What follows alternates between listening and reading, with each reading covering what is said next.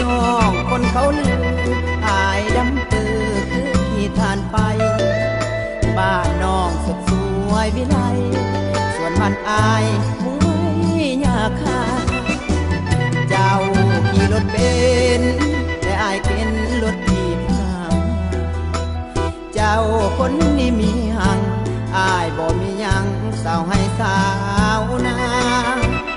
น้องงามดังหงเปียบไอ้คงได้ดังเส้นตาบ่มีดอกบาสนาจะได้มาเป็นผู้อยู่กินได้แต่พองบอกตาไม้ปองเจ้าดอกสาวฐานะต่างกันไกลถ้าเปรียบไปปานฟ้ากับดินน้องนุ่งสิ้นไหมแต่เสื้ออายย่อมหอน้ำเย็นไก่ปีทหารยุคส่วนให้กินแต่ป้าแดกกองเจ้านอนบนเตียงแต่อายมีเพียงผ้าไม้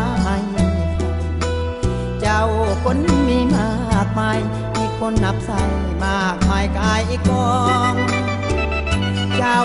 ใส่แว่นเพชรแว่นอายเฮ็ดด้วยเศษเล็กทองเปียบอายเส้นปากกระป๋องโคตรจะงอกบ่มีมองไป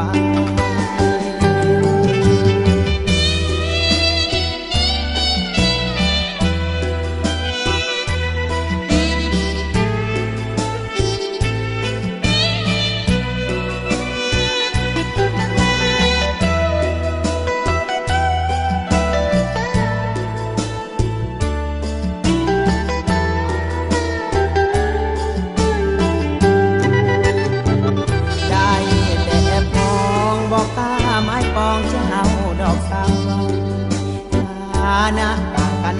ไกลถ้าเปรียบไปปานฟ้ากับดินน้องนุ่งสิ้นไหม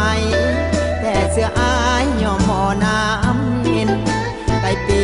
ทหารยุคส่วนให้กินแต่ป้าแดกกองเจ้านอนบนเตียงแต่อายมีเพียงผ้าไม้เจ้าคนมีมากมายคนนับใส่มากมายกายกองเจ้าใส่แว่นเพชรแว่นอายเฮ็ดด้วยเศษเล็กทองเปียบอายเส้นปากกระป๋องโคตร